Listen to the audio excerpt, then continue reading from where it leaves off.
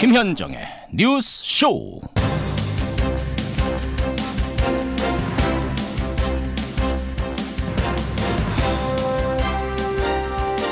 애청자 여러분 안녕하십니까?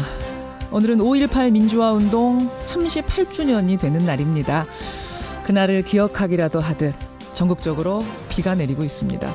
오늘 1부에는요. 아직도 다 풀지 못한 5.18의 미제들, 다시 세워져야 할 정의에 대한 얘기 나눠보지요. 그런데 오늘은요. 여러 가지로 큰 이슈가 참 많은 날입니다. 강원랜드 수사에 대한 외압 논란, 이게 검찰 수뇌부의 외압이 맞는가? 아니면 정당한 수사지휘권의 행사였는가? 오늘 결정이 나고요.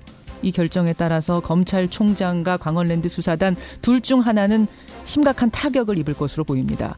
그런가 하면 국회에서는 드루킹 특검과 추경을 처리하기로 한 날인데 과연 가능할지 이것도 미지수입니다. 이런 가운데 오늘 아침에 드루킹 김동원 씨가 옥중에서 쓴 편지, 옥중 편지가 보도가 됐습니다. 네, 오늘 금요일 한 주를 좀 평화롭게 마무리해야 하는데 뉴스가 너무 많이 터지네요. 김현정의 뉴스쇼 부지런히 출발합니다.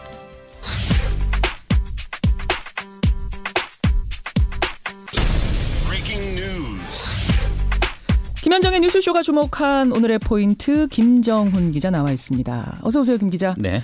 오늘 첫 번째는 일단 한반도 이슈부터 좀 보죠. 김정은의 안전 보장 약속한 트럼프입니다. 예, 미국이 어제는 그 북한이 반발하는 리비아식 모델 그거 적용하지 않겠다고 했는데 오늘은 안전을 보장하겠다라고 거듭 손을 내민 거예요. 네, 트럼프 대통령은 미국이 김정은에게 안전 보장을 제공할 것이냐 이런 질문을 받고 기꺼이 제공할 것이다. 그는 보호받을 것이며 그 최선의 방법은 합의라고 밝혔습니다. 북한을 좀 달래는 모습이죠. 그렇습니다. 네. 엊그제 북한이 대국의 나라를 내맡기고 붕괴된 리비아의 운명을 강요하려는 것은 이건 불순하다 이렇게 반발을 했는데요. 트럼프 대통령이 직접 안전을 약속한 것이죠. 그렇죠. 트럼프 대통령은 또 비핵화 합의를 이루지 못하면 리비아 모델이 발생할 것이지만 합의한다면 김정은은 매우 행복할 것이다 이렇게 언급했습니다. 매우 행복할 것이다. 네. 트럼프 나를 믿어라 이런 거예요. 네네. 그러니까 미국이 지금 굉장히 침착하게 손을 내밀면서 북한을 달래고 있는데 여전히 북한이 팔짱을 풀지는 않았어요. 네, 어젯밤 리성권 조국 평화통일위원장의 발언이 전해졌죠. 예. 남북 고위급 회담을 중지시킨 엄중한 사태가 해결되지 않는 한 남측과 다시 마주 앉는 일은 쉽지 않을 것이다 이렇게 말을 했습니다. 또다시 한미연합훈련과 태영호 전 북한 공사의 강연 등을 우회적으로 문제 삼으면서 예. 철면피와 파렴치의 극치다 이렇게 이례적으로 강도 높게 비난을 했고요. 철면피와 파렴치. 네, 다만 이후 남북관계 방향은 남측의 행동 여하에 달려 있다면서 모종의 조치를 기대하기도 했습니다. 주도권 싸움으로 아직은 보여요. 네, 이게 뭐 이렇게 해서 북미 회담 판이 깨지는 상황까지는 아닌 것으로 보이지만 하루를 모르는 상황이어서 주말 사이 상황들 지켜보셔야 될 것 같고요. 진통을 겪는 곳이 또 있죠. 오늘 본회의가 예정된 우리 국회 말씀하시는 거죠. 예. 밤 9시에 열리는데요. 특검과 추경안 동시 처리를 앞두고 세부 조정에서 여야 간 입장차가 있는 상태입니다. 동시 처리라는 합의가 만약에 불발되면 국회 경색이 장기화될 수도 있어서 긴장이 좀 높아지고 있네요. 그런 상황에서 제가 앞에서 말씀드렸죠. 드루킹 김모 씨 옥중에서 긴 편지를 써가지고 이걸 조선일보에 보냈어요. 조선일보에 편지를 보냈고 그 전문이 보도가 됐습니다. 일면에 실렸습니다. 네, A4 용지 9장 분량인데 김경수 경남지사 후보가 댓글 조작 시연을 직접 받고 이후에도 댓글 작업 상황을 매일 보고받았다고 드루킹은 썼습니다. 최순실 사건과 탄핵을 거치면서 우리 관계는 자연스레 대선으로 이어졌다고도 했는데 대선 때도 댓글 작업을 보고했다는 주장이죠. 예. 또 드루킹은 또 측근 한 명에 대해서 오사카 총영사직을 제안한 것은 김경수 후보였고 그러니까 내가 달라고 한 게 아니라 그쪽에서 먼저 제안했다. 네네. 내정자가 따로 있던 사실은 뒤늦게 알았다. 속은 건 자신이라고도 이렇게 주장을 했습니다. 이 얘기는요. 오늘 행간에서 조금 더 자세하게 들여다보도록 하죠. 쟁점들 말입니다. 네. 마지막 포인트 하나 짧게 볼 수 있을까요? 예, 검난의 갈림길입니다. 말씀하신 것처럼 강원랜드 채용비리 수사와 관련해서 대검찰청 고위 간부의 기소 여부가 오늘 가려집니다. 김우현 대검 반부패 부장이 안면 춘천지검 검사에게 압력을 가했다는 의혹에 대해서 직권남용 혐의를 적용할 수 있을지가 관건인데요. 그러니까 외부 사람들이 들어가서 이게 지금 진짜 외압이었는지 아니었는지 오늘 판단해 준다는 거죠? 맞습니다. 그 결과에 따라서는 수사 지휘에 최종 책임을 진 문무일 검찰총장의 거취에도 영향을 줄 것으로 보이네요. 여기까지 오늘의 포인트. 김정훈 기자 수고하셨습니다. 감사합니다. 5.18 민주화운동 기념식이 광주 국립 5.18 민주묘지에서 열립니다. 이른 아침에도 불구하고 유가족들과 추모객들의 발길도 하나둘 이어지고 있습니다. 헬기 사격까지 포함하여 발포의 진상과 책임을 반드시 밝혀내겠습니다. 예, 오늘은 5.18 민주화운동 38주년이 되는 날입니다. 한동안 5.18 때마다 임을 위한 행진곡 재창을 하냐 마냐 둘러싼 논란이 있었고요. 지난해에는 1200만 관객이 본 영화 택시 운전사를 계기로 다시 국민적인 관심사로 5.18이 떠오르기도 했고요. 이런 우여곡절이 있었습니다. 하지만 아직도 풀어야 할 과제가 많이 남아있죠. 헬기 사격과 전투기 출격 대기에 대한 진상조사 남아있고요. 또 미스숲 시신 발굴 작업도 아직 완료되지 않았고 5.18 당시에 성폭력도 자행됐다는 증언들이 막 새로 터져 나오면서 진상조사가 필요한 부분이 하나 더 늘어난 건데요. 오늘 서울행사 명예행사위원장을 맡으셨고 5.18 기념재단 이사장이신 박성무 전 이사장과 이야기 나눠보겠습니다. 박성무 위원장님 안녕하세요. 예, 안녕하십니까. 예, 오늘 기념식이 10시에 열리나요? 10시입니다. 그렇죠. 예. 작년을 떠올려 보면 문재인 대통령이 그 5.18 유가족을 안아주는 퍼포먼스 그 모습이 굉장히 인상적이었는데. 저희들도 아주 감동 깊게 그분의 그 기념사를 저희들이 들었습니다. 그렇죠. 올해는 뭐 좀 특별한 게 없나 모르겠습니다.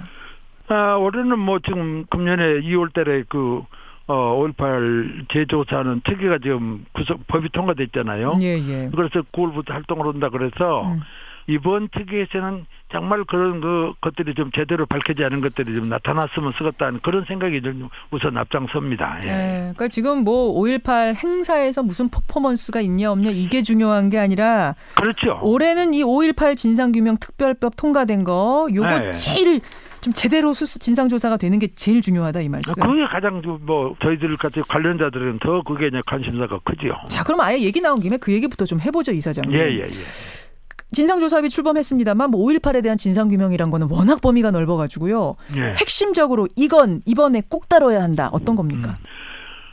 지금 가장 중요한 것이 지금 뭐 지금 많은 증거들이 나오긴 나왔지만은 누가 지금 발포 명령을 내렸냐. 이게 지금 뭐 서로 아니라 그러고 지휘체제에 대한 규명이 그게 제일 중요합니다. 자, 그 제가 부연 설명을 좀 하자면 그러니까 법적인 체계로 따지자면은 계엄하에서 대통령 그리고 계엄사령관 이렇게 내려오는 게 정상이고.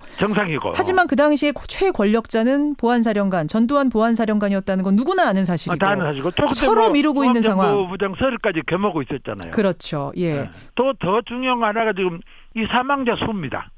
지금 거기 그 외국어로 방송되는 내용에 보니까 약 그 당시 학생들 이야기는 1000명 정도 이상이 죽었다. 이렇게 지금 나오고 있는데 그렇죠. 저도 그 당시에 메모를 해놓은 걸 보니까 최소한도 1000명에서 1500명은 죽었다 이렇게 나오는데 저희들은 뭐 정말 그야말로 듣고 보고는 그 이야기 근거를 갖고 자료를 갖고 한 말은 아니거든. 지금 인정받은 거는 몇 명이죠? 사망자. 지금만 뭐 그 좀 정식으로 지금 사망자가 200여 명으로 지금 나와 있지 않습니까? 지금. 맞습니다. 그러네요. 저도 5.18 인터뷰를 하면서 사망자가 몇이지 떠올려보면 어디 정확한 자료가 나온 게 없어요. 없어요. 제일 기본적인 부분인데 그것조차 아직 드러나지 않았다는 거. 그러니까 이게 좀 5.18일 진상이 전혀 안 밝혀진 거라 같죠. 그러네요.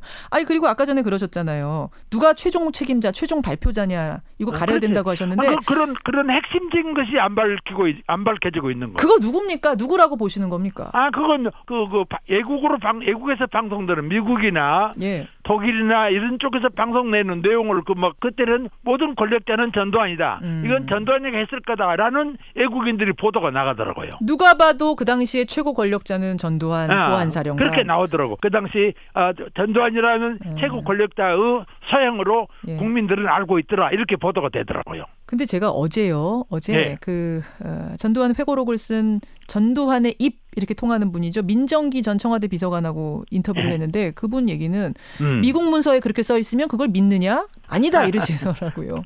그러니까 참 가소로운 일인데 정말 우리 좀 속담에 닭 잡아먹고 오리발 내민다고 그들의 그 제약을 전혀 인정하지 않기 위해서 그들은 아주 생태 같은 거짓말을 하고 있는데 그런 것들이 이제 좀 비밀 자료도 풀리고 있고 그러니까 아마 저는 나오리라고 봅니다. 맞아요. 그 미국 국무부 기밀 문서가 지금 하나 둘 날짜가 지나면서 시효가 지나면서 나오고 있는 상황이니까. 그동안에는 그런 비밀 자료를 볼 수도 없고 나타나지 않기 때문에 어떻게 저희들이 입을 열 수가 없었는데 그런 증거와 자료가 나오니까 이제는 나는 밝혀지리라고 확신하고 있습니다. 전두환 씨에 대한 기소 처벌도 다시 이루어져야 된다고 보십니까? 어떻습니까? 이거는 뭐 끝난 얘기인가요? 그러니까 내가 좀 깜짝 놀랐는데 며칠 전에 그 이제 5월 3일 날인가 말이죠. 그날 벼락을 쳤대요. 그날이 우리 조비오 신부님이 그 발포가 있었다 그래가지고 헬기 발포가 있었다 그래가지고 그걸 증언을 했는데 그게 뭐 신부라는 가면을 쓴 사탄이다라고 이야기해서 그게 지금 사자 명예훼손으로 기소가 됐습니다. 지금 이제 앞으로 재판하게 돼 있죠. 그런데 그날 전두환 씨 집에 이 느닷없이 말이죠. 지금 번개가 치고 그러니까 낙내. 벼락을 맞았대요. 전두환 집이? 전두환 전 대통령 집이? 그 마당가에 있는 소나무에 벼락을 때렸다는 게 그 하늘도 역시 눈을 감지 않구나라는 생각을 저희들이 했습니다. 기소는 죄가 드러나면 할 수 없는 것 아니냐, 받아야 되는 것 아니냐. 그렇죠. 연령은 좀 높습니다. 지금 이제 고령이긴 합니다. 그렇죠. 88이고 지금 치매를 앓고 있다는 소문도 들리곤 합니다만 그렇기 때문에 오히려 또 더 서둘러야 되는 거 아니냐 이런 얘기들도 하더라고요. 지금요 자료를 통해서 보면 특히 나치 시절에 정말로 부역했던 자들에 대해서는 나이가 90, 100세를 넘더라도 그들의 범죄 행위가 나타나고 그러면 지금도 처벌하고는 그런 어떤 과거사에 대해서 철저히 규명하는 것들이 예국의 일인데 우리가 지금 나이 따지고 못 따지고 없어요. 일단 벌을 주고 안 주는 것은 그다음 문제고 우선 진실을 밝혀내서 죄가 있느냐 없느냐부터는 그분에 대해서는 하도 그렇게 거짓말 잘하기 때문에 정말로 진실이 밝혀지면 그의 응분 후 처벌도 나는 받아야 된다고 봐요. 광주 민주화 운동을 아직도 분들은 광주 사태라고 표현을 그러대요. 아침 내 뉴스도 어제 아침 뉴스 잠깐 보니까 난 지나가면서 들었는데 사태라고 그러는데 그러니까 그 사람들의 의식 구조는 어디 천상에서 떨어진 사람들인가? 신문도 방송도 안 듣고 이런 사람들인가 또? 그런 사람들하고 이거 어떻게 그들이 집권을 하고 그런 참 이해가 되지 않는 일입니다, 정말로. 맞습니다. 지금 5.18 기념재단의 전 이사장이자 5.18 기념 서울행사의 명예행사위원장 만나고 있습니다. 5.18 사연 가지신 분들을 한두 번 만난 게 아니시잖아요. 네. 제일 잊지 못할 가슴 아픈 사연은 어떤 분의 사연입니까? 나는 다른 어떤 사연보다도 그 여학생들, 여고생, 여대생들이 군인들에 의해서 계엄군에 의해서 집단 성폭행을 당했다.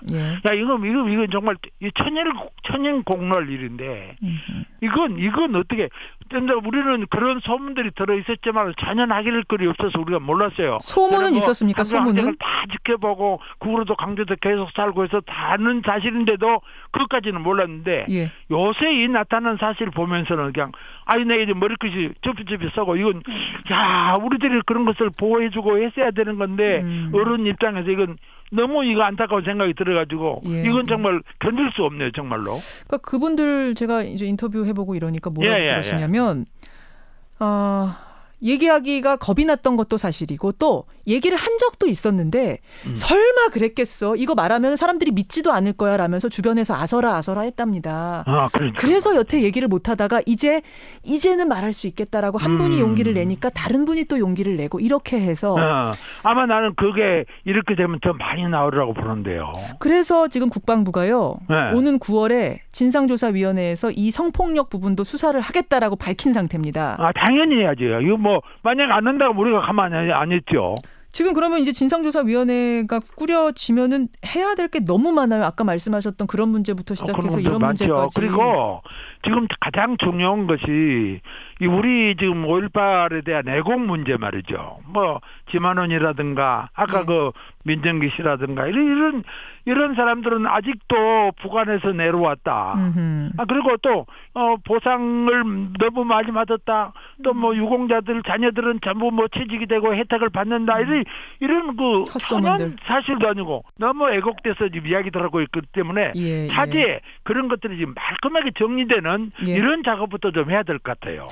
제가 몇 개월 전에 그 5.18 묘역을 다녀왔습니다. 예.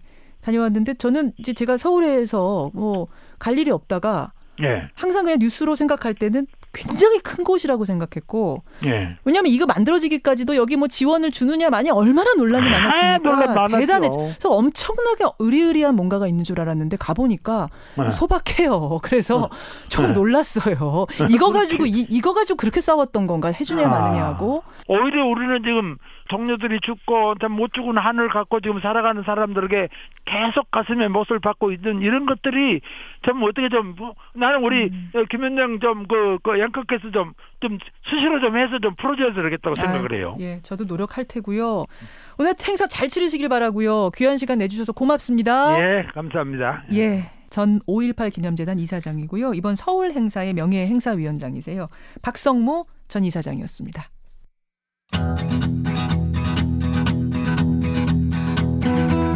김현정의 뉴스쇼는 청취자 여러분의 참여로 이루어집니다. 트위터, 페이스북, 레인보우 게시판, 그리고 단문 50원, 장문 100원의 유료 문자 샵 1212, 우물정 1212 통해 참여하실 수 있습니다. 김현정의 뉴스쇼, 여러분과 함께 만듭니다. 김성환의 행간 시사평론가 김성환 씨 나오셨습니다. 어서 오십시오. 네, 안녕하세요. 네, 비가 좀 부슬부슬 내리고 어젯밤에는 또 천둥 많이 치더라고요. 네, 어제 뭐 아주 무섭게 비 내리는 거 봤거든요. 그렇죠. 그런 5.18 아침, 마음도 좀 무겁고 날씨도 무겁고 이런 상황에서 오늘 행간도 무겁고 놀랍고 그런 소식 가지고 오셨어요? 뭐 많이 아시다시피 댓글 사건, 댓글 조작 혐의로 구속된 드루킹 씨가 편지 형식의 탄원서를 변호인을 통해서 조선일보에 보냈습니다. 그러니까 지금 옥중에 있잖아요. 네. 옥중에서 긴 편지를 써서 어제 조선일보 측에 전달을 한 거죠. 그래서 조선일보가 오늘 일면 머릿 기사로 이 내용을 보도를 했는데요. 편지 내용을 보면 김경수 의원이 이번 사건의 주범이며 자신은 종범에 불과하다, 억울하다 이런 내용이 줄을 이루고 있습니다. 이 드루킹이 옥중 편지에서 주목할 점 몇 가지. 이 부분을 한번 좀 짚어볼까 합니다. 제가 지금 이 편지 전문을 A4 용지로 뽑아왔거든요. 네, 굉장히 길죠. 굉장히 작은 글씨로 뽑았는데도 4장이나 돼요. 근데 실제로는 A4 용지 9장 분량, 7,000자 분량입니다. 야. 굉장히 내용이 긴데요. 이 탄원서 제목은 드루킹의 편지, 짓밟힌 자의 마지막 항변 이겁니다. 그러니까 탄원서라고 하는 게 맨 꼭대기에 이제 이렇게 편지에 적혀 있기도 하고요. 세 글자가. 편지는 저는 드루킹입니다라는 말로 시작을 하고요. 이어서 최근 며칠 사이 저를 둘러싼 검찰의 태도 변화, 특검법 내용을 보니까 모든 죄를 자신과 경공모에 뒤집어 씌우려 한다는 느낌을 강하게 받게 됐다. 이러면서 언론에 편지를 써서 보낸 이유를 밝히고 있습니다. 이어서 댓글 추천 조작을 하게 된 과정부터 오사카 총영사를 추천하고 협박 메시지를 보낸 이유, 김경수 의원 보좌관 한모 씨에게 500만 원을 전달하게 된 배경까지 그동안 제기된 의혹에 대해서 상세히 밝히면서도 반박을 하는 이런 형식을 띠고 있습니다. 저는 제 목숨을 걸고 진실을 말하고자 합니다. 라면서 하여튼 지금 처음부터 끝까지를 아주 상세하게 적은 건데 오늘 이 편지를 행간해서 지금 주목하시는 이유는 오늘 특검법 처리될 수도 있는 거잖아요. 이제 특검이 시작되는 겁니다. 오늘 처리되든 며칠 후에 처리되든 간에. 그러면 굉장히 여러 가지 이야기들이 오갈 거라 어떻게 보면은 이 편지를 통해서 미리 특검의 쟁점들을 우리가 짚어볼 수 있기 때문에 무시할 수는 없는 편지인 거죠. 그러니까 역으로 생각하면 드루킹이 특검법 내용을 제정하는데 영향을 미치려 하고 있다. 이렇게도 해석할 수가 있습니다. 왜냐하면 특검법 내용 가지고 여야가 논란이 많았거든요. 그런데 현재 있는 특검법 내용을 보니 나에게 모든 걸 범죄를 뒤집어 씌우려고 하고 김경수 의원을 빼려고 하는 것이 보인다. 지금 검찰 조사도 그렇게 가고 있다. 이렇게 지금 얘기를 하고 있는 것이기 때문에 아마 오늘 야당이 엄청난 공세를 펴지 않을까 그런 생각이 듭니다. 그래서 이걸 원했을 수도 있고요. 여러분들 들으시면서 이거는 피의자의 편지입니다. 일방적인 편지라는 거를 감안하시되 이게 앞으로 특검에 미칠 영향이 크기 때문에 저희는 쟁점들을 소개하는 것이다라고 생각하시면 될 것 같아요. 자, 드루킹, 김동원 씨가 언론에 보낸 옥중 평지. 첫 번째 주목할 부분 어디입니까? 첫 번째 주목해야 될 점은 매크로 실행 주체가 누군지 여전히 모호하다입니다. 그래요?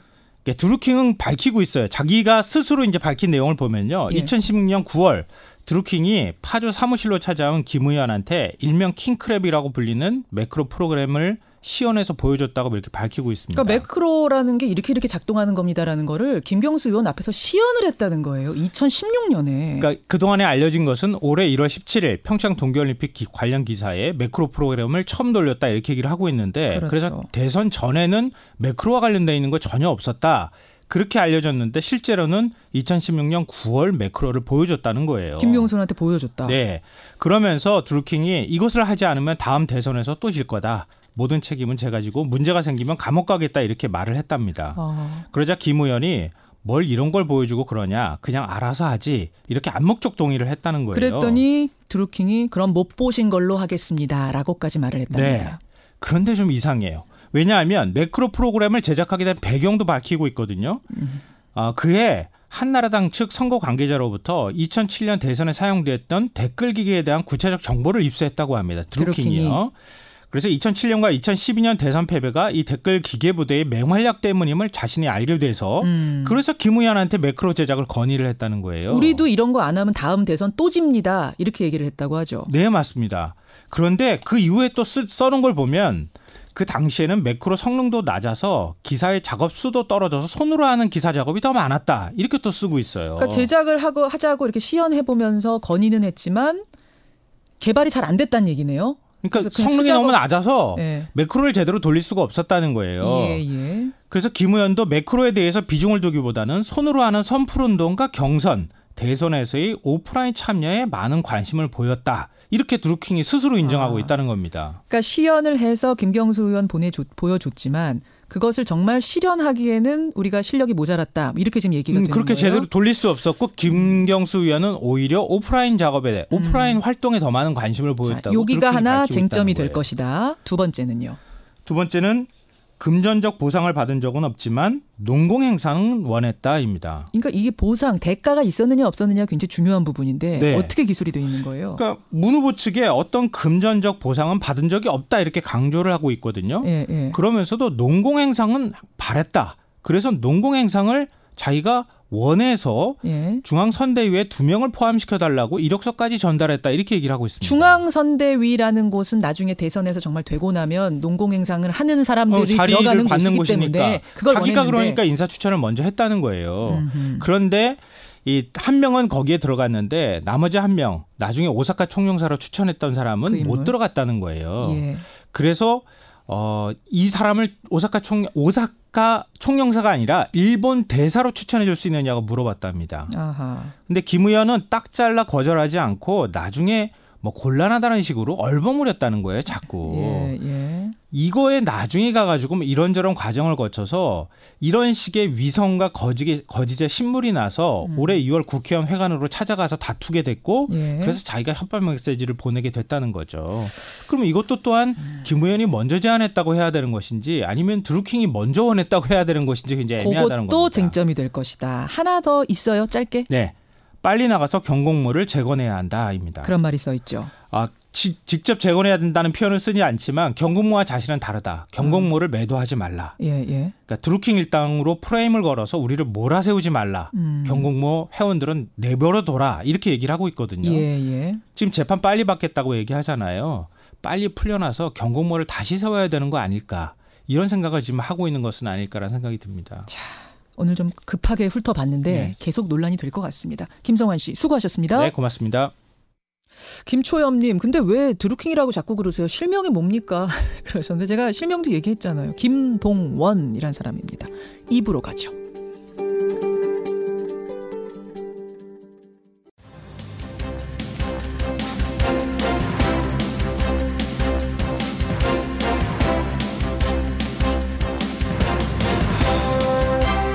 김현정의 뉴스쇼 2부 출발합니다. 저희가 지난주 금요일에요. 대진침대에 대한 원자력 안전위원회의 1차 조사 결과 가지고 인터뷰했었죠.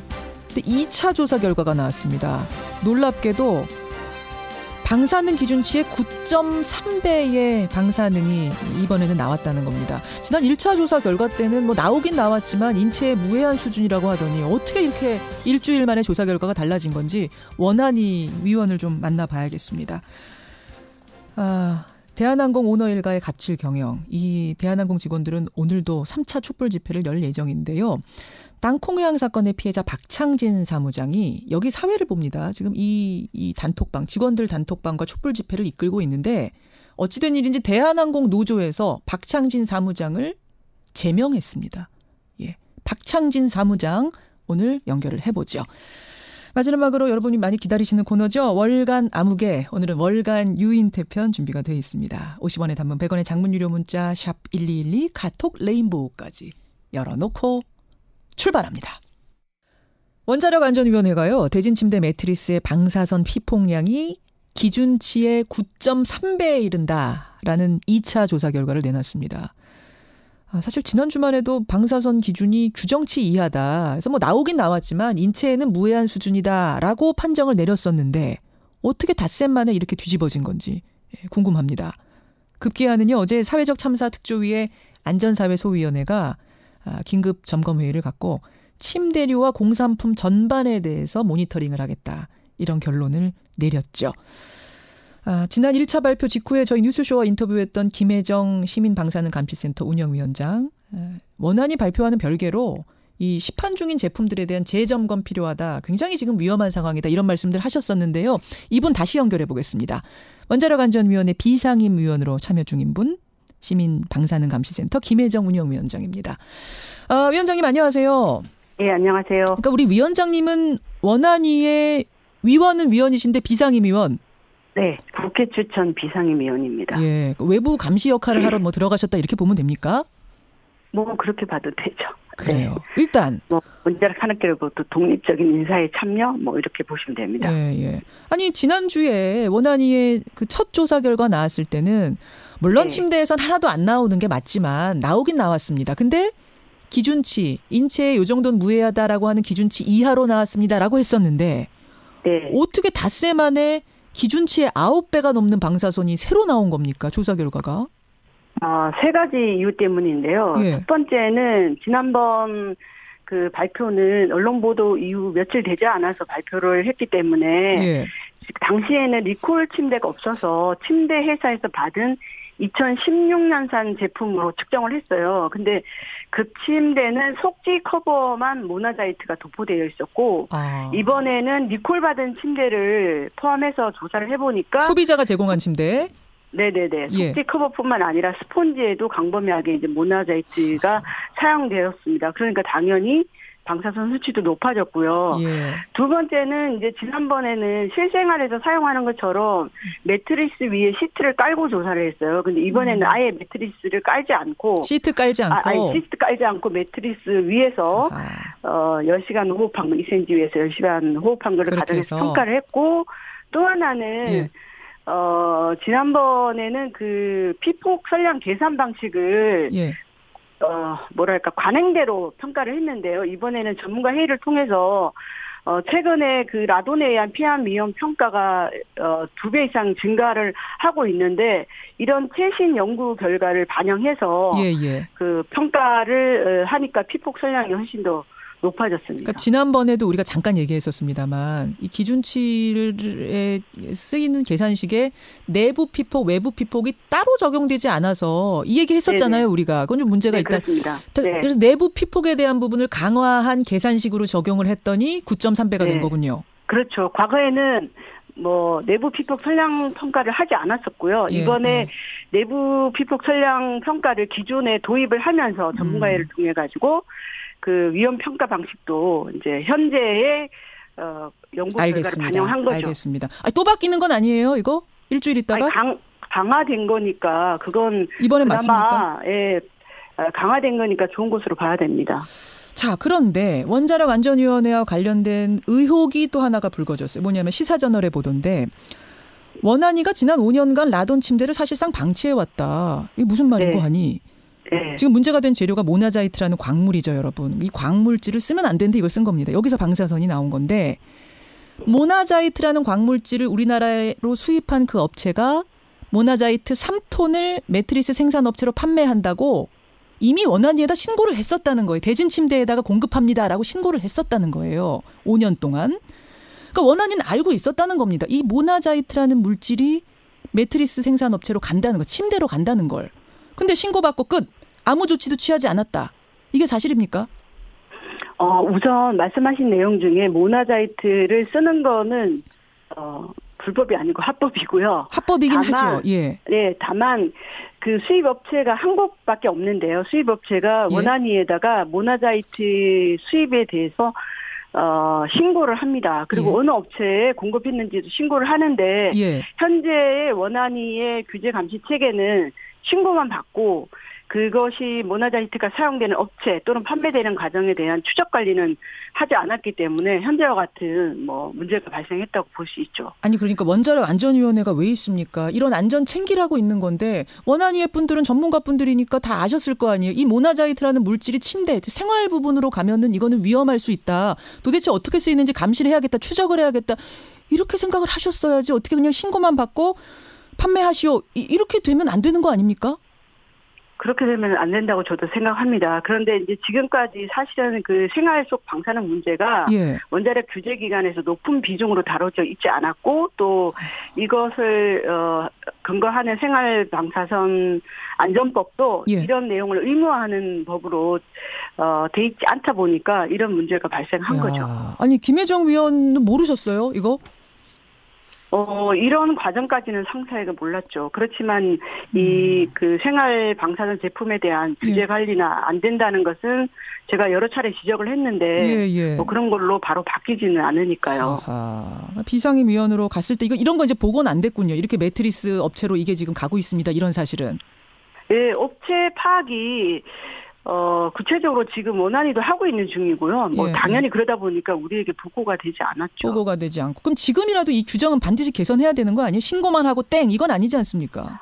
예, 당연합니다. 그러니까 모나자이트가 생활 제품에 이용되는 것도 저는 금지되어야 된다고 생각하는데 그 이전에 이 모나자이트의 유통 경로 그리고 또 생산 과정 또 판매 과정에 대한 전방위적인 규제 관리 감독이 되어야 되고 그게 의무화되어야 된다고 물론이죠. 생각합니다. 자 그러면 이런 식으로 관리가 되었다면 그냥 신고하고 땡으로 관리가 되었다면 방사성 물질이 흘러가서는 안 되는 생활용품 분야로 더 흘러갔을 정화. 다시 말해서 어디 침대로만 흘러갔겠느냐. 어떻게 보세요?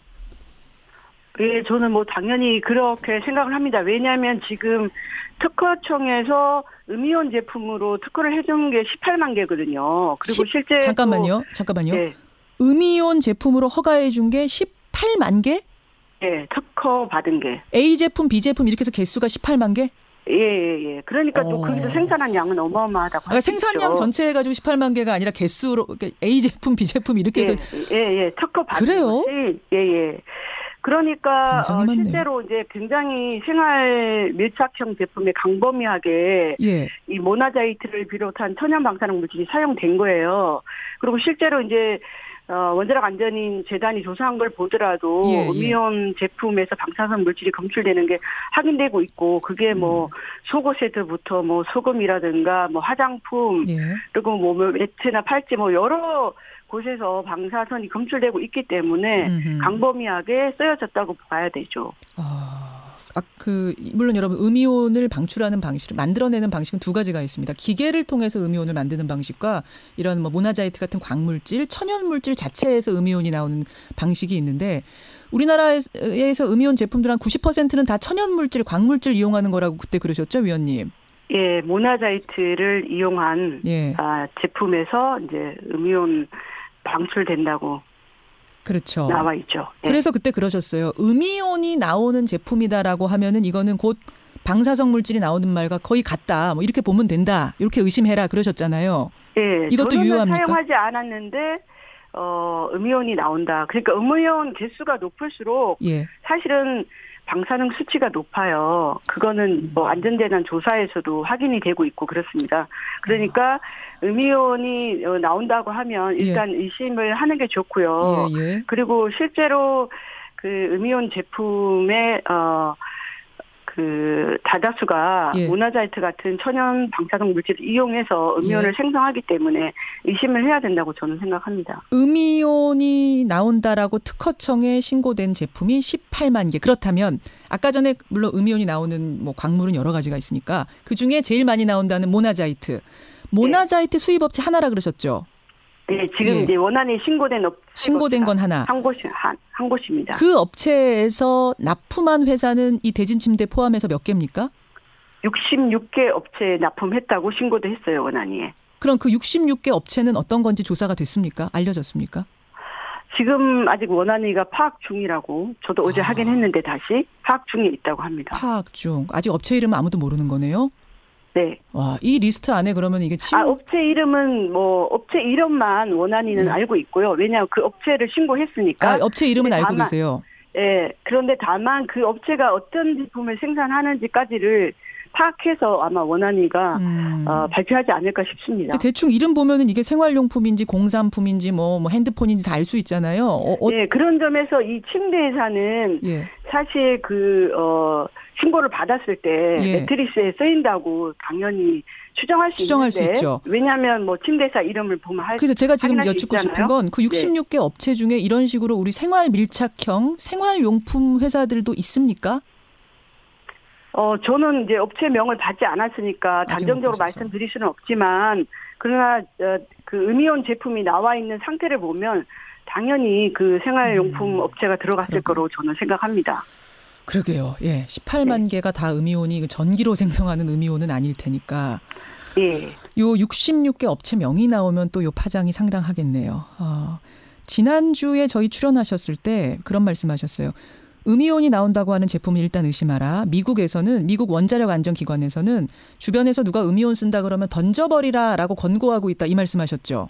네. 이거 듣고 나서 뭐 문의 전화가 굉장히 많이 왔습니다. 저희 앞으로. 네. 이게 사실이냐? 뭐 미국에서는 FDA에서 다 승인받은 음이온 제품 팔고 그런다고 그러던데 이게 무슨 말이냐? 이거 답변 좀 주실 수 있을까요? 공식적으로? 네, 그 미국의 원자력 규제위원회는 공식적으로 어떻게 얘기하고 있냐면 음이온 제품은 방사성 물질을 함유하고 있어서 방사선이 방출되니까 이거를 몇 년 동안 착용하면 건강에 영향을 미칠 수 있다. 그러니까 우리는 당신에게 버리라고 권고한다. 이렇게 하고 있거든요. 그러니까 저는 그걸 말씀을 드렸던 거고요. 예를 들면 뭐 FDA, 미국 FDA, 우리나라 식약처도 방사능 물질 함유된 음이온 제품을 의료기기나 기능성 화장품으로 허가해주고 있어요.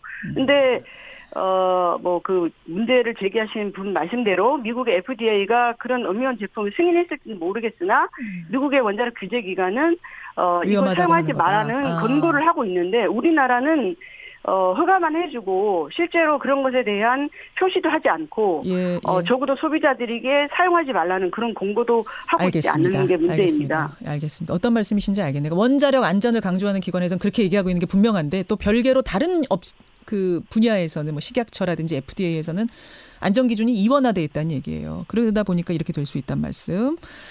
그렇게까지 되지 않길 바랍니다만 지금 가습기 사태처럼 커질 가능성도 있습니까? 지금 뭐 너무나 광범위하게 음이온 제품이 유통 중에 있기 때문에요. 뭐 예를 들면 팬티나 속옷, 마스크, 방향제, 입욕제 뭐 이런 그런 거에서 지금 원자력 안전재단에서 조사한 거 보면 뭐 항토 입욕제나 그린 머드팩이나 뭐 토르마린 분말 이런 파우더 같은 데는 실제로 기준치를 초과하는 결함 제품이 확인되기도 했습니다. 그러니까 저는 이런 것을 전체로 확대하면 실제로 이제 그런 가능성이 있고 제가 어제도 원자력 안전위원회하고 부산에서 이 생활 방사능 교육을 했는데요. 시민들이 여러 가지 뭐 음이온 나온다는 제품들을 가지고 왔어요. 근데 그 중에 그 전기 사우나 기기라고 제품 설명이 돼 있고 제가 보니까 온열 매트 기기입니다. 이렇게 온몸을 감싸는 그런 거 있죠. 그런 기기에서 측정을 해봤더니 자연 방사능 수준이 한 10배 정도 높은 수치가 검출이 됐어요. 자연 방사능의 10배면 그러면은 우리 그 기준치 괜찮다 하는 기준치에서 얼마나 넘어가는 거예요, 대략? 보통 자연 방사능은 0.1에서 뭐 0.3 마이크로 시버트 이렇게 되는데 그게 1.3 마이크로 시버트 정도 나왔어요. 그래요. 그러니까 그렇게 높게 나왔고 또 어떤 분은 뭐 1,200만 원짜리 금강 매트였는데 예. 그거 한 조각 떼어가지고 오셨더라고요. 거기에도 그 작은 이제 말하자면 조각인데. 조각이니까 이 매트 자체를 들고 간 건 좀 다른데 거기서도 미량이지만 방사선이 검출됐거든요. 알겠습니다. 정말 네. 전방위적인 조사가 있어야겠네요. 이게 가습기처럼 될까 봐 지금 걱정하시는 거죠? 네, 상황처럼 그렇습니다. 될까 봐. 네, 저도 네. 걱정스럽고 많은 분들이 질문도 주시고 이 기회에 전체적으로 다 짚어보고 위험한 거 털고 규정 마련하고 그러고 가야겠습니다. 고맙습니다. 네, 감사합니다. 예, 원자력안전위원회 김혜정 비상임위원 시민방사능감시센터의 위원장 만났습니다.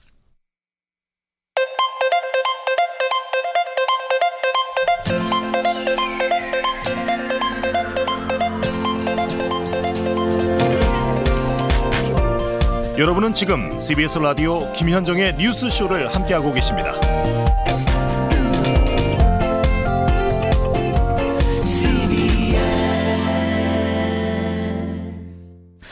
엊그제 대한항공 노조가요. 땅콩 회항으로 부당한 징계를 받았던 박창진 사무장을 노조에서 제명하기로 했다. 이런 뉴스가 나왔죠. 들으시면서 이게 무슨 소리야 하셨던 분들 많으실 겁니다. 박창진 사무장은요. 지금 대한항공 직원연대라는 거를 따로 꾸리고 광화문에서 촛불 집회를 열고 이런 활동들을 하고 있다고 하는데요. 자, 대한항공 박창진 사무장 직접 연결을 해보겠습니다. 박 사무장님 안녕하세요. 네, 안녕하십니까. 반갑습니다. 박 사무장님 머리 뒤쪽으로 큰 혹이 나 있는 사진을 봤었어요. 네. 저뿐만 아니라 그때 다들 많이 놀라셨는데 그거 어떻게 된 겁니까? 뭐 인과관계는 밝힐 수 없지만 제가 지난 3년, 4년간 정신적으로도 힘들었지만 육체적으로도 고통이 있다 보니 예.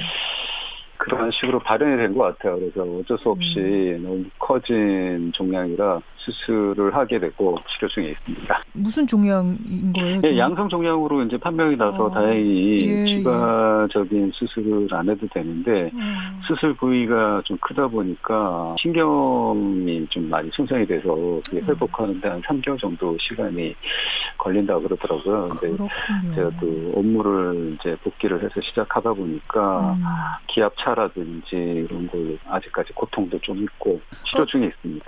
네, 그 몸으로 지난주에 업무에 바로 복귀하시고 지금 비행도 하시는 거예요, 그러면? 네, 지금 비행 계속 하고 있습니다. 괜찮으세요? 네. 많이 힘들죠. 힘든데 제 수술과 맞물려서 조현민 씨의 울컵갑질 사건이 발현되다 보니 제가 안 나설 수 없는 여러 가지 상황들이 발생해서 여러 가지 활동을 하다 보니까 아무래도 무리가 있는 것 같습니다. 보니까 촛불 집회 막 사회도 보고 그러시더라고요. 그 직원들 촛불 집회. 네, 그렇죠. 지금 2014년과 다르게 내부 노동자들이 좀 더 용기를 내서 우리의 발언을 이제 하기 시작했는데 한 가지 아쉬운 점은 그럼에도 불구하고 당당하게 본인의 정체를 드러내고 활동을 할 수 있는 분들이 없기 때문에 집회 신고에서부터 시작해서 사회까지 제가 좀 나서서 하지 않을 수가 없는 측면이 있습니다. 여러분 그 광화문에 대한항공 직원들 집회 보셨죠? 다 가면을 쓰고 해요. 그 이유는 회사에서 다 이게 사진을 찍고 해가지고 신원을 밝히기 때문에 가면을 쓰고 하는데 이미 알려진 분들, 이미 어떻게 보면 회사에 찍힌 분들만 지금 가면 벗고 활동하고 계시는 거네요. 어떤 기자분이 그렇게 얘기를 하시더라고요. 본인이 예전에 대한항공을 담당하는 기자였는데 시위 현장을 취재하러 갔더니 옆에서 가면을 쓰고 있는 분이 갑자기 아는 척을 하시더라고요. 그래서 누구시냐. 대한항공 홍보팀에 있던 신모입니다. 최모입니다. 이러면서 본인들 얘기를 하시더라는 거죠. 그래서 심지어 그 시위에 참가한 것처럼 가장을 해서까지 나와서 지금 체증을 하고 있는 입장이다 보니 체증하러 가면 쓰고 네네 마치 이제 자발적 참여자인 것처럼 해서 와서는 시위하러 오셨냐 그랬더니 제가 시위를 하러 왔겠습니까? 라고 얘기를 하더라는 거죠. 그래요. 그만큼 지금 현재 상황이 녹록지 않은 측면이 있다 보니까 어쩔 수 없이 신분을 가지고 있습니다. 그래서 가면을 쓰는 거. 그런데 그 와중에 대한항공 노조가 여러분 노조가 셋 있습니다. 기장 노조가 둘 있고 일반 노조가 하나 이렇게 셋 있는데 박창진 사무장을 제명했다 이런 뉴스가 나왔어요 어제. 이게 무슨 말입니까? 저도 이제 그 뉴스는 상당히 안타까운 뉴스인데요. 저희 내부 노동자들이 다 단결해서 현 경영진에 대한 개선 요구가 먼저 돼야 됨에 불구하고 왜 제가 그 제명 상대가 됐는지 그것은 저도 조금 의문스럽긴 합니다. 지금 굉장히 조심스러워하시는 것 같아요. 그 이유가 어떻게 보면 이게 혹시 이 상황이 노노 갈등으로 번질까 봐 걱정을 하시는 걸까요? 저는 현 사태에 있어서 초점이 절대 흐려져서는 안 된다가 명확한 저의 입장입니다. 예, 사주 일가의 부당함에 대해서 노동자들이 투쟁을 해야 되는 상황인데 노노 갈등처럼 비춰져서는 안 된다. 이런 지금 우려를 하시는 것 같아요. 아까 전에 광화문에 촛불 들고 있는 그 직원들 단톡방에서 제보하고 이런 직원들인 거죠? 네, 그렇습니다. 예, 그 단톡방에 모인 분들은 지금 몇 분이나 되세요? 지금 저희가 3개 단톡방이 있고 1개 제보방이 있는데요. 4,000명 가까이서 모여 있는 건데. 4,000명? 네, 뭐 중복된 인원도 있을 수 있고 기자분들이나 아직까지 뭐 정확한 인원을 말씀드릴 수는 없으나 차후에 현재 이제 저희가 그 연대의 방식을 온라인상에서의 이런 단톡방 수준이 아닌 조직을 형성해서 나갈 생각이기 때문에 조만간 그 조직이 형성되고 구성이 된다면 어느 정도 이제 실체가 더 들어갈 것 같아요. 지금은 익명으로 단톡방에 가입해 있는 거기 때문에 4,000명이라고 하지만 이제 얼마나 중복이 돼 있는지 또 외부인들이 얼마나 들어와 있는지 확실히 알 수 없지만 오프라인에서 실명을 걸고 직원 연대를 결성하실 거다 이 말씀이신 거예요? 네, 그렇습니다. 그리고 오히려 이제 직원 연대에 한계를 두지 않고 권한을 누리고 있지만 책임을 지지 않는 월권 행위만을 하는 이런 경영 행태가 곳곳에서 계속 자행되고 있고 개선이 되지 않는다고 생각하고 있습니다. 그래서 저희는 이 연대의 방향을 공감 아래 확장시켜 나가고자 하는 마음이 있기 때문에 이 캠페인을 벌여나갈 생각입니다. 그러니까 시작은 대한항공 직원으로 시작하지만 이거를 대한항공에만 가둬두지 않고 갑의 문화를 바꾸는 데까지로 발전시키시겠다 이런 포부시네요. 네, 저희는 그렇게 지금 생각하고 있습니다. 지금 땅콩 회항에서 시작해서 인생이 지금 뜻하지 않게 너무나도 뜻하지 않았던 방향으로 막 흘러가는 느낌인데요. 하느님이 저희가 주신 소명인 것 같고요. 운명의 장난이 저를 여기까지 몰고 왔지만 그것 또한 받아들이고 있습니다. 마음이 좀 아프기도 그렇습니다. 하고 감동적이기도 하고 그런데 비행을 하다 보면은 이제는 박창진 사무장 얼굴을 막 승객들이 알아보지 않으세요? 더 많이 알아보시죠. 그렇죠.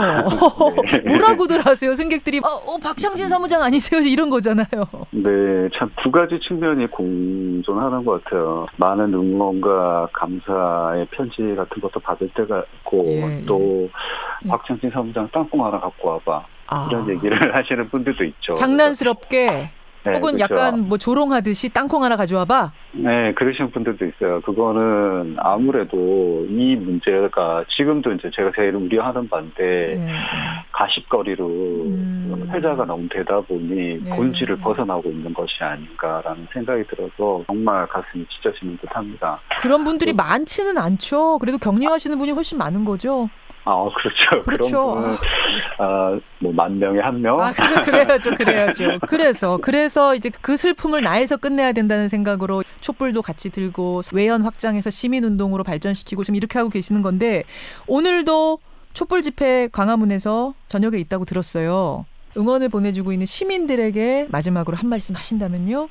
우리 모두가 불이한 일들에 견제 세력이 되고 개입을 한다면 차후에 똑같은 일이 반복되지 않는 개선의 계기가 될 거라고 저는 생각하고 있습니다. 그래서 이런 불리한 상황에 더 용기 낼 수 있고 그 용기가 서로에게 칭송받을 수 있는 그런 사회가 되기를 바라는 소망이 있습니다.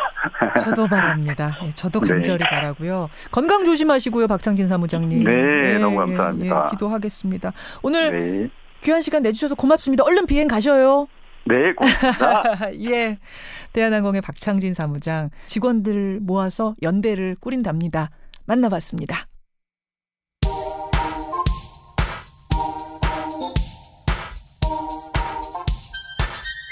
김현정의 뉴스쇼 CBS 라디오와 함께하고 계십니다. 저는 퇴근길 시사자키 정관용입니다. 홍찬식님, 박찬진 사무장 이런 젠틀한 분을 투사로 만들다니. 하시고 7979님은 박찬진 사무장이 힘내시고 사태가 정말 잘 수습돼서 대한항공 노동자들이 행복해지는 그날이 오기를 기대해본다. 그러셨어요. 노조하고는 도대체 어떻게 갈라서게 된 거냐 궁금해하시는데 이 박찬진 사무장이 그러니까 인터뷰 뭐 이런 곳에서 어용노조다라고 말을 한 부분이 노조 규정에 어긋난다 해서 제명을 당한 거라고 합니다. 근데 제가 질문을 더 하려고 해도 박찬진 사무장이 더 얘기를 안 하려고 해요. 노노 갈등으로 이게 비춰지면 본질이 흐려진다. 갑질 문화 바로 잡아야 하는데 그러면 안 된다 해서 말을 좀 아끼는 느낌을 여러분도 받으셨죠? 음이온 나온다고 하는 제품이 많은데요. 도대체 어떤 게 괜찮은 거고 어떤 게 문제인 건지 정말 헷갈립니다 하면서 공기청정기, 팔찌, 뭐 소금, 생리대 괜찮습니까? 저한테 물어보시는데 저도 어떻게 답을 드릴 수는 없습니다. 하지만 이제부터 이 제품들 다 모니터링 한다고 하니까요. 정확한 결과가 나오기를 저도 기다리겠습니다. 고맙습니다.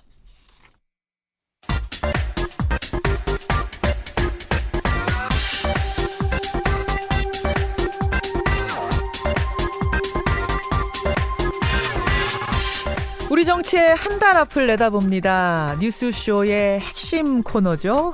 많은 분들이 기다리셨어요. 오늘은 월간 유인태 전 의원, 유인태 전 청와대 정무수석 나오셨습니다. 어서 오십시오. 네, 안녕하세요. 한 달도 잘 지내셨어요? 네, 잘 지냈습니다. 약간 얼굴이 타신 것 같기도 하고. 항상 거뭇튀튀하죠. 아니 또 그런 뜻은 아니었는데 죄송하네요 말씀드려. 아니 지난 한 달은 어떻게 뉴스들이 참 많았는데 네. 우리 유 전 의원께서는 어떤 뉴스에 주목하셨어요? 여전히 그거죠. 난 북미회담이 과연 이 순항을 하냐 안 하냐. 네. 사실 나머지는 거기에 비하면 다 이게 조족지혈들 아니에요. 네, 다른 사건은 거기에 비하면 다 피렘입니까? 그렇죠. 어쨌든 우리 한반도의 운명이 이제 6.25 이후에 바뀌냐 안 바뀌냐. 그렇죠. 이런 거니까요. 그렇죠. 예. 이건 사실 한반도 문제를 이제 떠난 것 같아요. 세계의 그렇죠. 문제. 예. 세계가 큰 과제 하나를 푸느냐 마느냐 지금 이런 상황. 하긴 그게 제일 커요. 근데 저는 개인적으로 조금 눈여겨봤던 게 뭐냐면 우리 유인태 전 의원이 제천 단양 재보궐선거의 후보로 거론되고 있다. 이 뉴스를 며칠 전에 보고 아니 그럼 우리 이거 월간 유인태 내려야 되는 거야. 저희 PD가 바로 전화드렸잖아요. 어떻게 된 겁니까? 아니 저기 대법 판결이 이제 5월 11일 날 내린다는 게 5월 4일 날인가 알려졌어요. 제천 단양. 지금 거기가 누구죠? 현재는 권석창 의원이 이제 그러니까 내년에 있을 거다. 보궐선거가. 그러다가 이제 5월 11일 날 대법 판결을 한다 이렇게 대법원에서 날짜를 잡았어요. 그러고 나니까 이제 제천에서 몇몇 분들이 저걸 하시는데 나오라고 유 의원이 좀 나서 주십시오 후보로. 제가 그랬어요. 지금 예를 들어 나갈 사람이 없대든가 아니면 있어도 다른 사람으로는 힘들고 너 나와야 혹시 조금 뭘 해볼 만하다든가 이런 정황이라면은 명분이 있는 건데 지금 대통령 지지율이 70%를 넘고 당 지지율이 50몇 프로가 넘잖아요. 지금 이 지지율에서 정치 신인들이 나가도 다 해볼만 할 거 아닙니까? 그런데 시큰 해먹은 노인네가 그 젊은 친구들 기회를 뺏는 거는 그건 도리가 아니잖아요. 그래서 바로 전화가 왔길래 난 안 할 테니 잘 해보라고. 알아서 나가시오. 지금 이낫살 먹어서 또 한 번 그걸 가서 근데 그래서 결국은 고사하신 거예요? 뛰어들 계제가 아니라고. 어쨌든 저는 감사합니다. 월간 유인태는 가는 거네요. 그래서 근데 그거하고 또 이거 간다는 거하고는 상관관계가 있는 건 아니죠. 하다가 내가 마음에 안 들으면 그만둘 수도 있는 거고. 근데 사실은 우리 유인태 전 의원은 내가 후배들한테 젊은 후배들 기회 줘야지 하시지만 사실 지금 올드보이들이 이번에 많이 나갔어요. 저분 저 어디 계셨다가 오셨지 않은 분들 많이 나갔어요. 그래도 그 사람들은 난 장하다고 봐요. 장하다니요? 나갈 놈이 없으니까 나간 거 아니에요. 희생입니까? 안 되는 판에.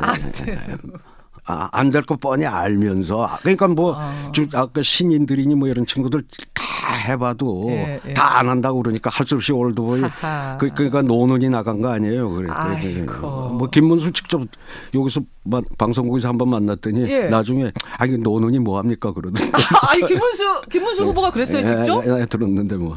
아니 이거 그러니까 정두원 전 의원이 월간에서 그 얘기를 하긴 했는데 정두원 의원 말고 김문수 후보가 본인이 직접? 그러면 나 방송국에서 마주쳤어. 이 사람아 뭘 또 여기까지 와? 뭐 내가 그랬더니 이제 처음에는 옆에 방송국 관계자들이 있으니까 그 부겸이가 날 안 떨고 쓰면 내가 안 나갔죠. 뭐 그런 김부겸 장관. 거기서 줬잖아요. 줬죠. 나중에 이제 엘리베이터 탔는데 아무도 없어. 그래. 되지도 않고 그랬더니 뭐 노느니 뭐 그냥 또 이거 사적으로 한 얘기 이런데 공개해도 되는지 모르겠다. 뭐 서로 가까운 사이고. 아니 뭐 솔직하게 죄는 아니니까. 그러니까 솔직하게. 꽤 솔직하시네요. 그냥 나중에는 그러더라고. 원래 학창 시절 잘 알던 후배니까. 다 아는 사이시니까. 어쨌든 김문수 후보 뭐 노는이 나왔지만 지금 열심히 하시니까요. 아니 그래도 이거 나가서 어렵다는 거 뻔히 알면서도 그 한 거를 올드보이 나간 걸 전 욕심이라고 보지는 않아요. 저건 어떻게 보면 자기 희생인 측면도 있고 그럼 젊은 아들도 그런 면은 좀 본받아야 돼요. 어려운데도 나가라 그러면 그러네요. 당을 위해서라면 선당 후사 요새 아들한테 그런 게 잘 없어. 마무리는 어쨌든 훈훈했습니다. 김문수 후보한테 전화 오면 받으셔도 괜찮을 것 같아요. 자, 오늘 여는 이야기가 좀 길어졌는데 자 월간 유인태 본격적으로 들어가 보죠. 드디어 국회가 정상화가 됐습니다. 드루킹 특검을 받아라. 못 받는다. 받긴 받는데 24일에 받는다. 그랬더니 안 된다. 더 빨리 받아라. 더 빨리 하면 추경심사 못한다. 뭐 아니다. 뭐 줄다리기를 한참 하다가 결국은 의원 사직서 처리하는 그날 정말 마지노선에 딱 닿았을 때 그럼 18일에 처리하자. 바로 오늘이죠. 18일에 처리를 하는 것으로 특검은 이렇게 합의를 보고 마무리. 이 과정들 어떻게 보셨어요? 근데 국회 이제 협상이 난항을 겪을 때 제가 흔히 그런 비유를 하는데 요새도 그렇겠지만 중국 가서 그 관광지 가서 뭐 살 때 그때는 뭐 후드르 깎잖아요. 저기서 100위안 달라고 그러면 심한 놈은 20원 하고 부르대. 참아. 5분의 1? 뭐 5분의 1 아니면 3분의 1. 요새는 좀 낮았을지 모르는데 그랬어요. 근데 그러면 이제 저쪽에서 뭐 또 80원, 70원 뭐 흥정 뭐 하잖아요. 그렇죠. 근데 그게 이제 그 사람이 타고 온 손님이 온 버스가 시동을 걸면 그럼 마지막 라스트 콜을 해. 뭐 40원. 그럼 이쪽에서 콜하고 사든지 아니면 떠나요. 그렇죠. 내가 그래서 14일 그 사퇴 시한 아니에요. 그게 이제 14일 돼야 시동 거는 거야. 버스가 지금 떠나려고 시동 거는 게 그날이었던 거예요. 의원 사직서 처리하는 마지노선. 그러니까 항상 예산안도 보면 또 협상 대표들도 그래요. 아침에 합의를 했다 그러면 왜 좀 더 얻어내지 왜 35원에 사지 40원 줬어 이제 이런단 말이에요. 당에서도 당에서 양쪽 다. 원래 협상이라는 건 합의를 몰라 그러면 다 자기 쪽에 불만이 있게 마련이거든. 야 이제 저녁 8시 야 이제는 어쩔 수 없다. 이거 뭐 40원 안 사면은 이게 깨지게 생겼다. 이제 그래야 되니까 항상 이놈의 국회 협상이라는 거 버스 시동 걸 때 그래서 난 14일 날 타결이 된다고 봤어요. 보셨어요. 타결이 되긴 되겠구나 하셨던 거군요. 그거 안 하면 욕을 같이 먹는다는 건 내 석을 1년간이나 국민 대표를 뽑는 기회를 박탈한다는 그 기현상 아니에요. 그 사람은 국회의원 아니고 지방선거는 출마 주면서 보궐선거를 안 치른다는 게 말이 안 되는 거. 그러니까 저는 14일 날 되는데 14일 저녁 가야 된다. 이제 그렇게 봤죠. 딱 그렇게 됐네요. 뭐 항상 국회 그래요. 항상 그 조금이라도 더 얻어내야 되고 가령 그날 저녁에 타결을 볼 게 지금 대충 이 선에 될 거다라는 걸 서로 알아요. 감을. 협상 대표들 원내대표들이. 너무 나무랄 일이 아니에요. 그렇군요. 그러니까 그러면 뭐 머릿속으로는 대충 이 정도라고 합의를 생각하고 있더라도 버스 시동 걸 때까지 기다린다. 그럼요, 시간이. 야, 이것도 정치의 속살이네요, 여러분. 이런 식이랍니다. 그래서 결국은 타결이 됐어요. 18일에 처리하자. 드루킹 특검은 받긴 받겠다. 범위라든지 또 어디까지 할 거라든지 이름은 어떻게 한다든지는 조금씩 양보하면서 이렇게 됐는데 쟁점이 좀 남았습니다. 뭐냐?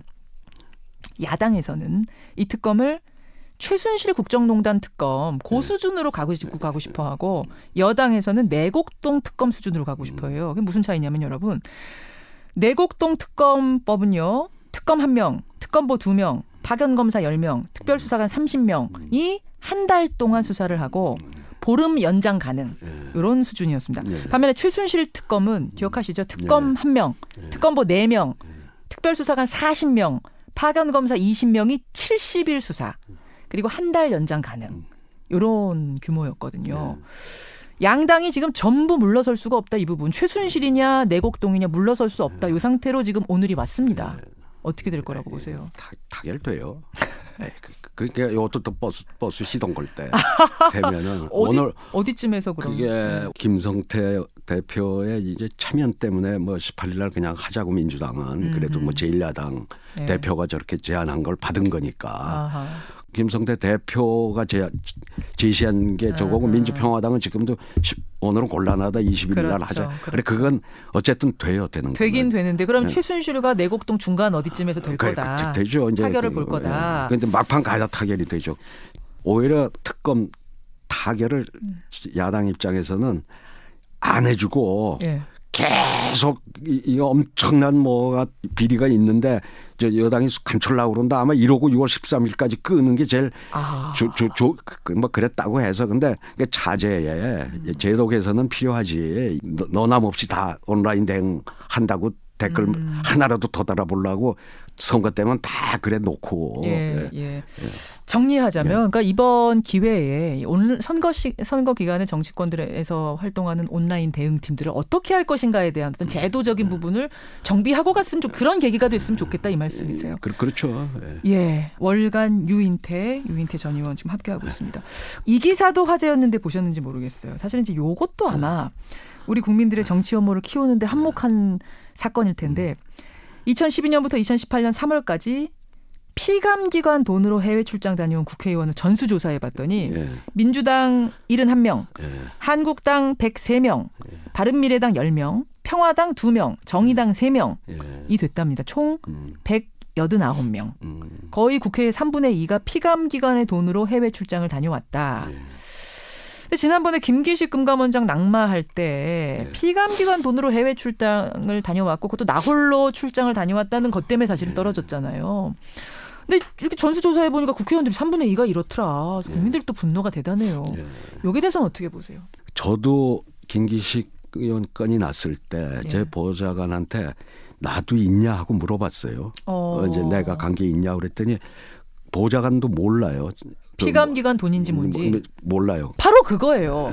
어디를 가는데 이탈리아를 가고 스페인을 가고 나이아가라 폭포를 가는데 물론 명분은 다 있겠죠. 뭐 거기 가서 선진 문화를 본다든지 뭐 이 공장을 돈다든지 행사 참여는 어디에서 이 돈이 나오는지 내 비행기표가 어디에서 나오고 내 숙박비가 어디서 식비가 어디에서 나오는지를 모르고 국회의원들이 간다는 건 좀 심각한 문제 아닙니까? 그러니까 저번에 이제 김기식 의원 건은 아예 대외경제연구원 직원들하고 같이 갔으니까 그 경우는 저기 예산이구나 이제 아는데 국회 이제 사무처 직원이 동행을 한단 말이에요. 그러니까 사무처하고 갔으니 우리 이게 국회 예산인지 그쪽 예산이 잘 모르는데 단체로 갈 경우에 이제 모를 수가 있다는 그렇죠. 뭐 같이 가니까 그냥 가자고 그러면 뭐 내가 그때 시간이 되고 안 가본 되고 이거 가자고 그러고 이제 간 게 이제 2번이 있는데 저도 그 건이 나서 요새 또 어디 방송가 떠들려면 뭐 나도 피감기관으로 갔든지 안 갔든지 내 스스로 알긴 알아야 그 떠들 거 아닙니까? 그래서 보좌관한테 확인을 해보니까 보좌관조차도 몰라. 몰라요. 근데 제 그냥 짐작컨대 그 외통이 있을 때 간 거에 그거 아닌가 지금 그러면요. 짐작하는 것뿐이에요. 다시 이야기를 돌려서. 근데 말이죠. 피감기관 돈으로 간다고 해서 다 뭐 가서 흥청망청 놀고 이렇다는 건 아닙니다. 가서 뭐 뜻깊은 행사 참여할 수도 있고 배우고 다만 인지상정이라서 피감기관 돈으로 비행기 타고 먹고 마시고 자고 돌아오면 나중에 국정감사 자리에서 그 피감기관 만나면 진짜 모질게 다 따져 물을 수 있겠는가. 이 부분이 국민들은 이 부분이 우려가 되는 거예요. 근데 제 거기 예산 갔는지 아닌지 조차 모르니까. 아니 근데 나중에 피감기관에서 와서 그때 다녀오신 게 저희 예산으로 다녀왔습니다. 이렇게 얘기하고 시작하면 어떡해요? 근데 그거는 하나도 신세졌다고 생각을 안 해요. 여기가 또 함정이. 누이 관례적으로 늘 하던 거니까. 그리고 누이 필요에 따라서 가는 거니까 그걸 당연한 거로 생각. 그건 당연하게 생각하지. 그걸 빚으로 생각을 안 하기 때문에 그건 아무. 야, 이게 또 함정이네. 그건 아무 피감기관 돈으로 비즈니스 타고 갔다 와도 우리 국민의 예산이라는 거, 세금이라는 거 한편으로 아껴 써야 되는데 그렇죠. 피감기관 예산은 국민이 된 세금으로 다 운영되는 당연하죠. 거니까. 공공기관인데. 그러니까 전 사실 제가 우리 17대 때 이런 게 있더라고요. 또 의원들 중에 좀 야근 친구들이 있어. 예.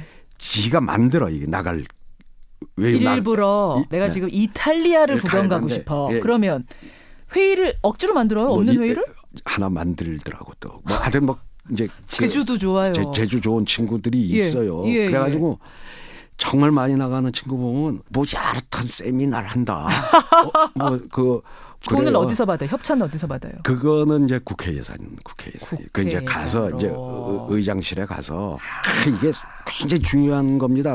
개뿔은 가보니까 지가 그쪽에 딸내미가 그 근처 유학을 하고 있던가 이제 거기 갈 일이 있어. 이제 요런 얌체들이 있어요. 얌체들이. 있군요. 이번 기회에 투명하게 한번 좀 들여다보자.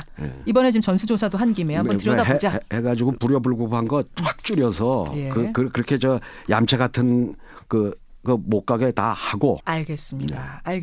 이번에 이게 CBS에서 이 조사한 거예요. 전수조사를. 이렇게 이왕 드러난 김에 이거 좀 털고 갔으면 좋겠다. 이 말씀을 드리면서 월간 유인태 마지막 주제로 넘어왔습니다. 또 있어요? 아니 오늘이 5월 18일이니까 지방선거가 한 달도 채 안 남았습니다. 오늘 가시면 지방선거 끝난 다음에 오세요. 우선 지방선거 분위기가 이렇게 안 사는 거 보신 적 있습니까? 거의 처음 봐요. 그렇죠. 처음 보는 거 같네요. 해도 너무할 정도로 안 사는데 이건 왜 이런 겁니까? 그건 지금 남북 문제, 북미 회담 이게 지금 온통 관심이니까. 지금 그런 데다가 이렇게 또 워낙 지금 운동장이 기울어 있으니까 지지율이 그러니까 별로 그렇게 흥미가 없겠죠. 그러니까 뭔가 복싱을 하더라도 좀 실력이 비슷비슷한 사람끼리 싸워야 이게 막 서로 응원하고 이랬다 저랬다 주고받고 흥미가 생기는 건데 아예 볼 생각도 안 한다 경기를. 아하. 또 하나는 신선한 인물들이 좀 유입이 돼가지고 후보로 어디서부터 바람이 일기 시작하면 그 바람 타고 옆 동네도 바람이 이런 식이 될 텐데 지금은 사실은 신선한 후보도 별로 보이지 않는 상황이어서요. 더 관심이 떨어진 건 아닌가 싶더라고요. 신선한 사람들이 다 안 한다고 하는데 그러니까. 근데 이게 모르겠습니다. 민주당에선 되게 좋아할지 모르겠지만 이게 국가적으로 봐서는 좀 불행한 일 아닙니까? 지방선거의 정책도 모르고 누가 나오는지도 제대로 모르고 그냥 가서 평소 자기가 지지하던 당 찍고 온다 그러면 이건 좀 슬픈 거잖아요. 그러니까 건강한 야당이 있어야 여당도 건강해지고 서로 이렇게 상생하는 건데 사실 민주당도 이번에 공천과정 보면 개판이에요. 옛날 같으면 언론이 이래저래 비판할 게 꽤 많은데 또 저쪽에 원판 개판을 치니까 이쪽 개판은 야당도 지금 상황이 좋지 않으니까 개판도 이게 방송 용어가 아니 좋지 않은 말입니다. 그래. 그러니까 이쪽 거를 그냥 넘어가는데 지금 지금 여당도 이번 공천 과정이나 특히 서울시 의회에서 그 획정위가 넘긴 구의원 다시 분할하고 한 거 있잖아요. 이런 거 정말 엄청나게 욕먹을 짓을 했는데도 그냥 다 지금 묻어 넘어가는 거예요. 그러니까요. 그러니까 지금까지 국민만 손해 보는 거예요. 다 건강한 야당이 있어야 여당도 제대로 가죠. 그래요. 지방선거 결과가 어떻게 나올지 좀 주목을 해보면서 한 달 뒤에 뵙겠습니다. 하여튼 제천 단양 안 나가시는 건 확실하고. 그건 이미 결정이 났어요. 다른 사람. 월간 유인태 그러면은 타이틀 유지하고 기다리겠습니다. 고맙습니다. 감사합니다. 월간 유인태였습니다.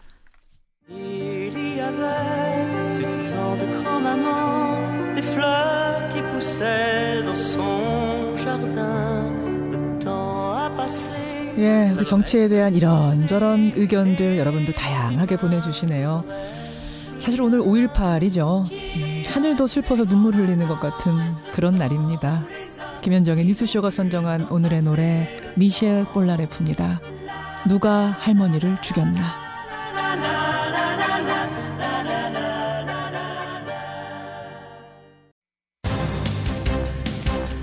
예, 오늘 5.18 민주화운동 38주년 되는 날이죠.